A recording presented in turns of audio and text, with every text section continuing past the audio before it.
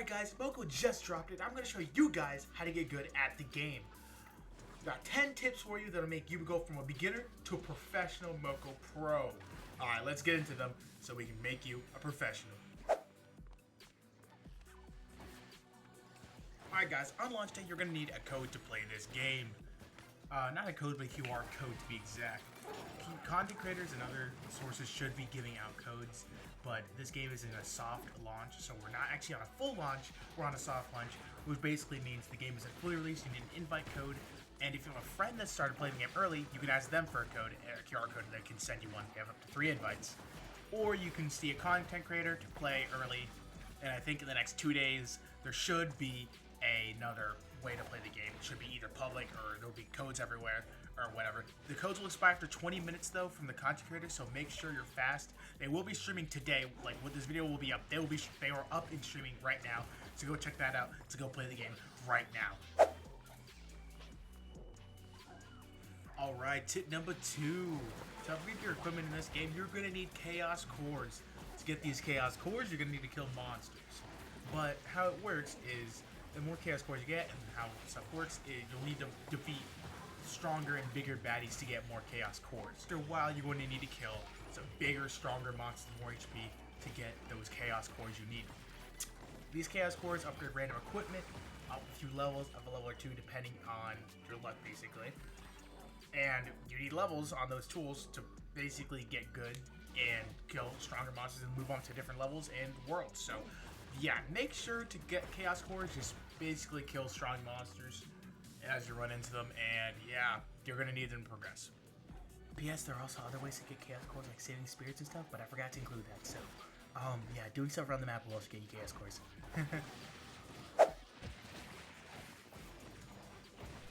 Make sure to do quests. Quests are a big thing in this game, and you gotta make sure you do them because they give rewards and they progress on further in the story. Daily quests are optional. Those just give you resources for fun, but I do still suggest doing those. You can unlock those later in the game, by the way. Make sure to do quests. Don't just go off and do whatever. You can do that. Don't get me wrong.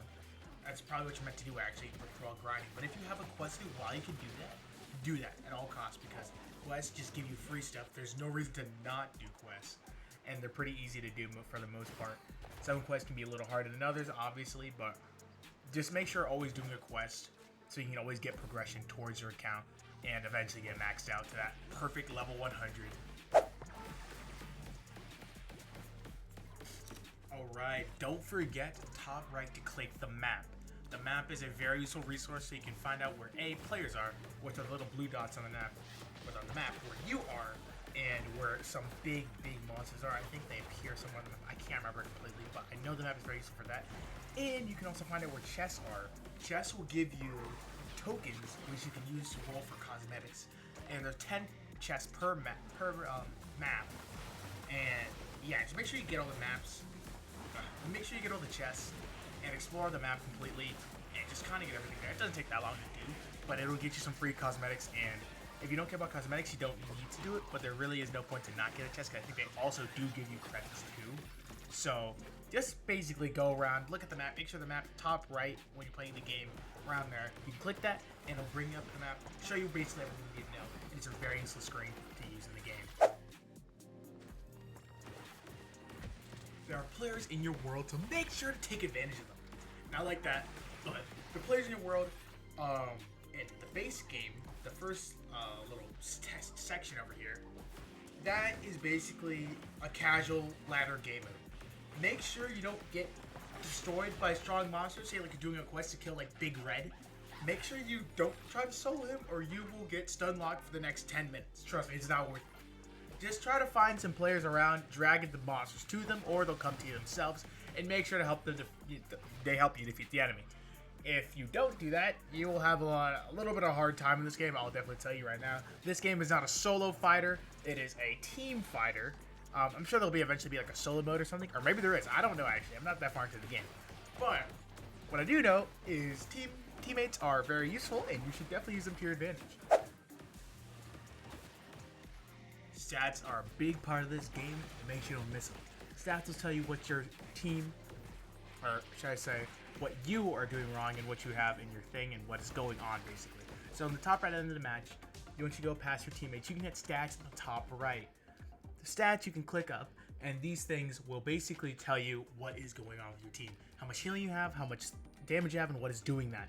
So these will have percentages, and this will tell you what is doing well in your team, what isn't, what is meant to do, what is doing the doing. Basically, you'll know what's the weak link, and you'll know what to take out. If everything's just good and high and what you want, then you're good to go. So that's basically what you need. Make sure to check your stats at the end of the match and see what you did, what got percentages, and check your teammates too to see if they even did play the game, because half the time they won't. So, you know, that's fun.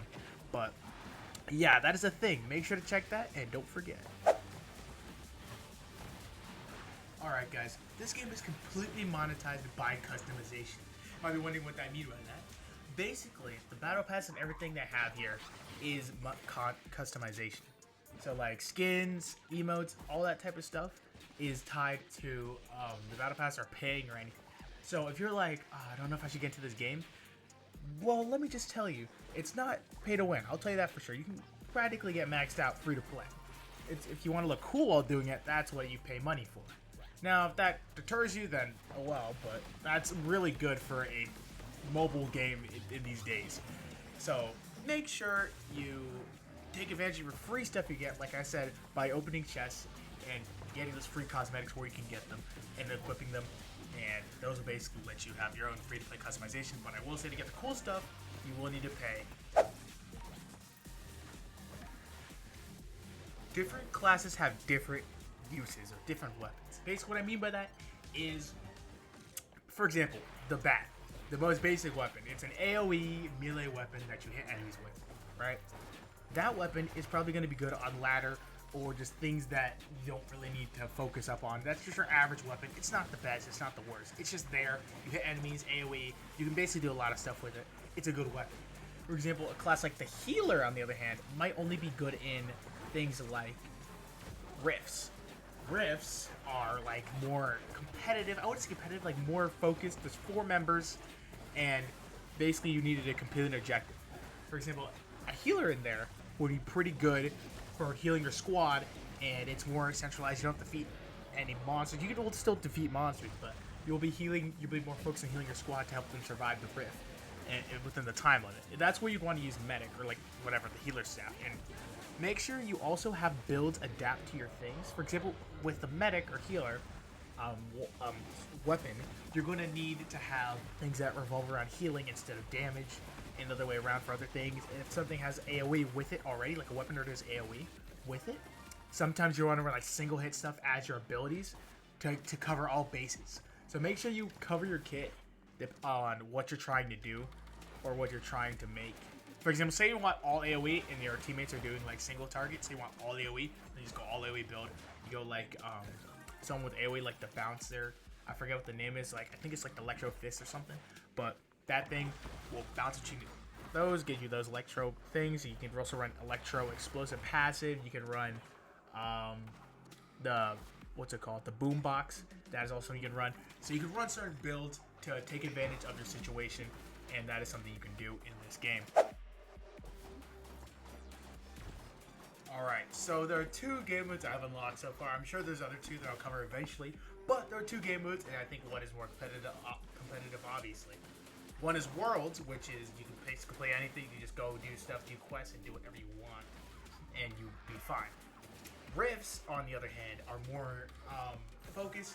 You got a competitive. It's a little competitive-ish, but what I've noticed is there's a few things that are good in it. You can either run all ranged people, or have like a necromancer, like the guy that spawns someone, or have a tank or something, or someone who can take off the aggression from your range. You could have a healer and like a few tanks or close range people. If you run all close range, you're probably not going to make it out unless you all are running like a heal spell or multiple heal spells. But if you're running multiple close range, you're probably going to want to have a healer to heal those people up and survive longer against those people, against the boss. Otherwise, you're probably going to get cursed on from lack of healing. I generally want to go for the setup: 1 tank or melee, 2 range, and 1 medic is what I'm finding is the best thing to do.